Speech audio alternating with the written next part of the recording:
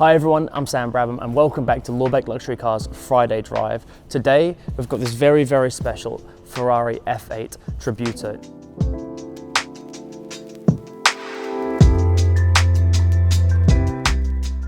Now, this isn't just a special car because it's a Ferrari or that it's an F8, but also this car in particular was one of the last cars to come into Victoria and even the whole of Australia.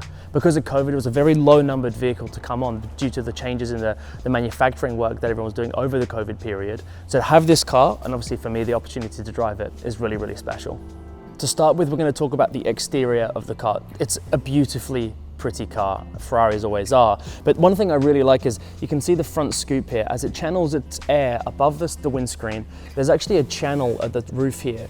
And that channels all the air all the way down over the engine bay, which we'll talk about in a second, over to the rear wing.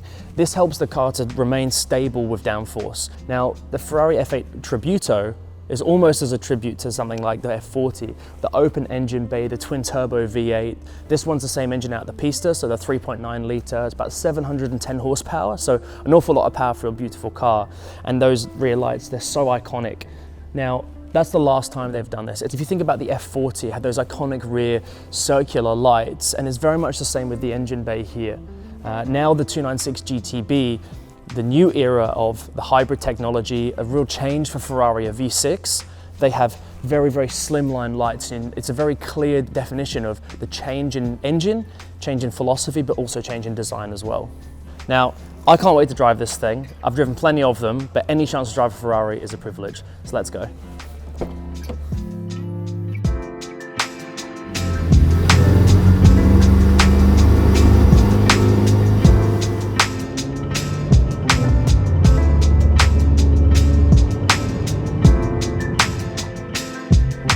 So we've come to Albert Park, I guess very befitting that we'd be here at a racetrack. I think we're going through turn 1 as we speak. Obviously everything's not set up yet, different time of year, but I thought it'd be a great place to drive this car, this beautiful F8 Tributo. Now, what is this car like to actually drive itself? We've got a very traditional flat-bottomed carbon steering wheel on this. We've got our Manatino, our engine start-stop. You can change the suspension stiffness. We've got our windscreen wipers on the right and our lights on the left. And then the top of the bar is the lights for the gear change. Now, obviously, we're on the road and this is a 40 zone, so I will not go fast enough in first gear even to get these lights to engage. But those lights are a key indicator, particularly when you're on track, because on track you're revving the thing almost to the limiter. Well, how do you know without looking down when that is? Well, those lights are there to give you that indication, and for me that's what I look for. I don't look for the speed or the rev range, I look exactly for the light. As soon as that light pops, then I pull a gear.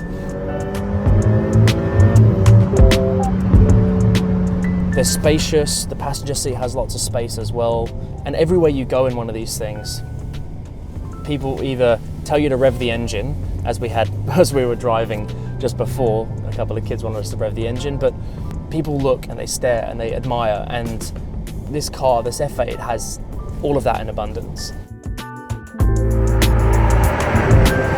Now, the throttle pedal, super responsive, but not too responsive. Now, on the circuit, that's exactly what you want, but when you're driving every day, you don't want to feel that jerky feeling. As I accelerate and I come off the pedal, it feels seamless, it feels smooth. On an everyday drive, that's super important. Before I'd driven many Ferraris, I always thought that they'd be hard to drive slowly. And that sounds really silly, but actually, they're really easy to drive on a daily basis, and I genuinely didn't think that would be the case previously. Now, with the seating position, it's super comfortable. I'm high up enough where I can see enough of the front. You can see my hands 9 and 3, it's basically where the paddles are.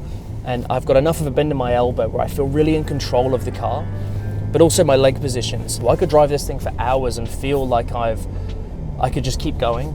And particularly for a supercar like this, that's really important. These cars are meant to be driven, that's what they're for.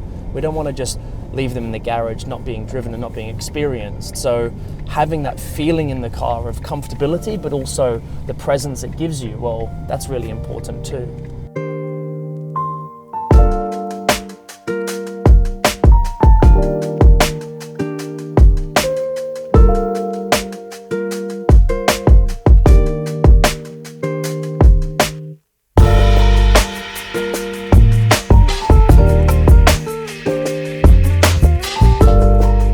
seeing as we're at Albert Park, I'd actually forgotten that there was a statue of my grandfather. Come and have a look at this real quick.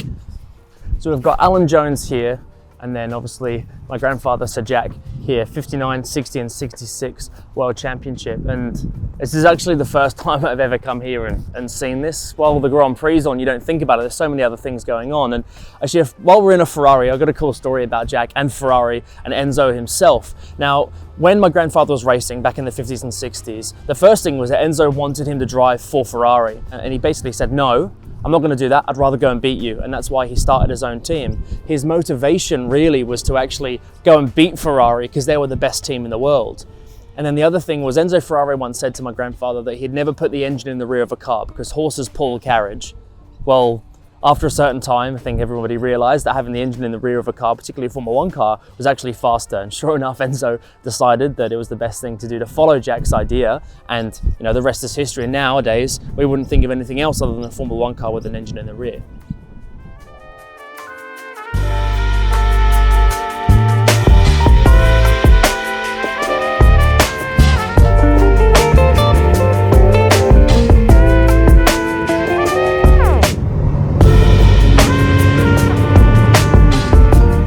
What I love about this car is the details on the stitching.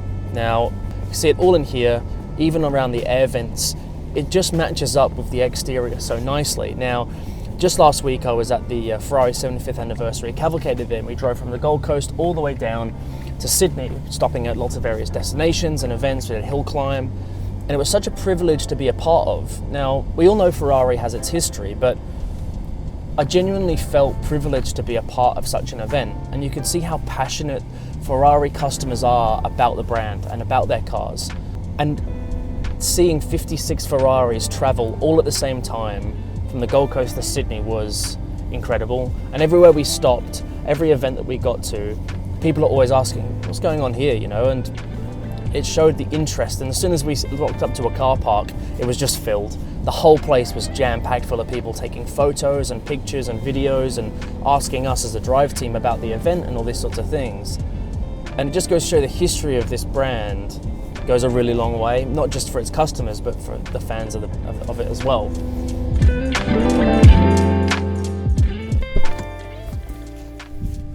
So that's it for our Friday drive in this beautiful F8 Tributo.